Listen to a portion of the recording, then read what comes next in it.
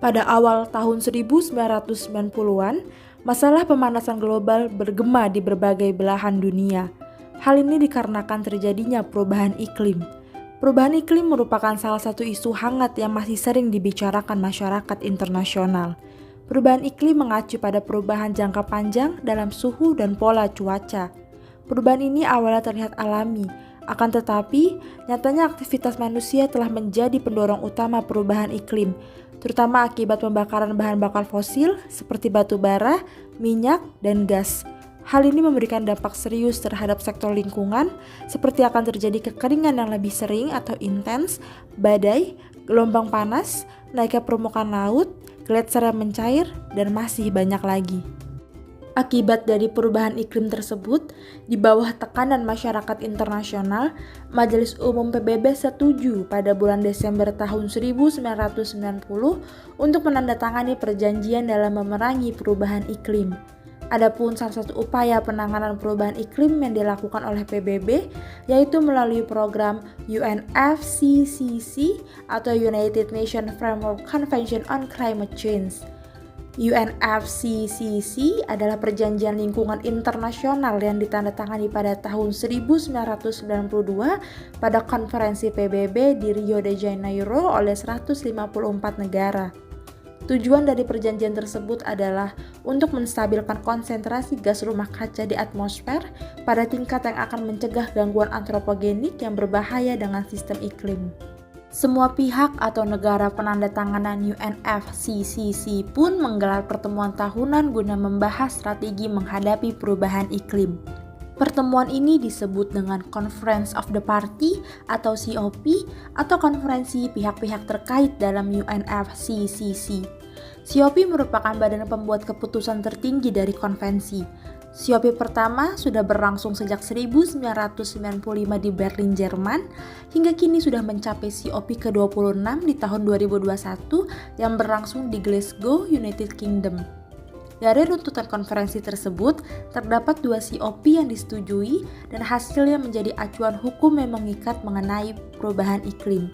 Yaitu yang pertama ada COP 3 di Tokyo, Jepang, menghasilkan protokol Kyoto, dan COP ke-21 di Paris, Prancis menghasilkan Paris Agreement.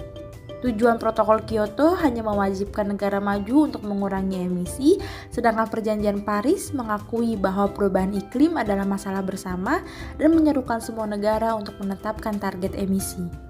Perjanjian Paris ditetapkan untuk memperbaiki dan menggantikan protokol Kyoto dikarenakan protokol Kyoto menetapkan target pengurangan emisi secara hukum hanya untuk negara maju, berbeda halnya dengan perjanjian Paris yang mengikat seluruh negara baik itu maju maupun berkembang untuk ikut serta mengurangi gas rumah kaca.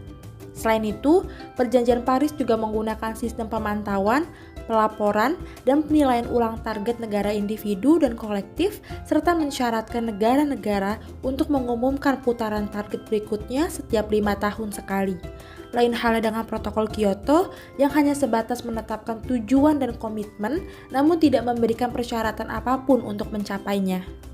Sebagai salah satu negara maju, pada bulan Desember tahun 2015, Barack Obama mengumumkan bahwa Amerika Serikat telah berkomitmen pada perjanjian iklim Paris, yaitu sebuah rencana aksi global yang ambisius untuk memerangi perubahan iklim.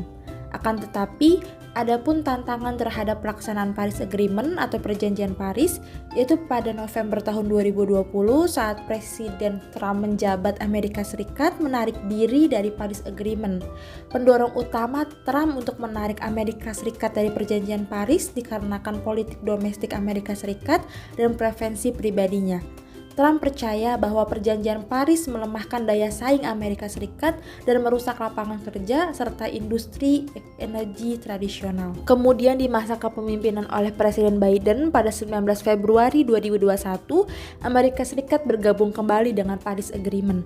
Bergabung kembali dengan perjanjian Paris atau Paris Agreement adalah salah satu prioritas utama Presiden Biden.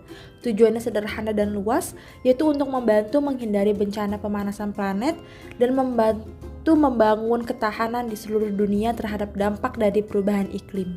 Adapun peranan Indonesia sebagai salah satu negara yang ikut serta dalam UNFCCC. Yang pertama, Indonesia berpartisipasi aktif di tingkat internasional sebagai salah satu negara yang meratifikasi United Nations Framework Convention on Climate Change atau UNFCCC dan meratifikasi protokol Kyoto dengan melakukan harmonisasi sebagai wujud implementasi isi protokol melalui Undang-Undang Nomor 32 Tahun 2009 tentang perlindungan dan pengelolaan lingkungan hidup. Yang kedua, pada tahun 2007, Indonesia mengadakan COP ke-13 di Bali dan membuat Bali Action Plan. Rencana tersebut menekankan pentingnya peran hutan Indonesia melalui implementasi program REDD+ dan pembentukan IFCA atau Indonesian Forest Climate Alliance. Yang ketiga, meratifikasi Perjanjian Paris di New York pada tanggal 22 April 2016 serta Indonesia ikut menandatangani Perjanjian Paris. Dan yang keempat, Indonesia mengumumkan komitmen penurunan emisi secara sukarela atau disebut National Determined Contribution atau NDC sebesar 29% sampai dengan 41% pada tahun 2030 dengan dukungan internasional.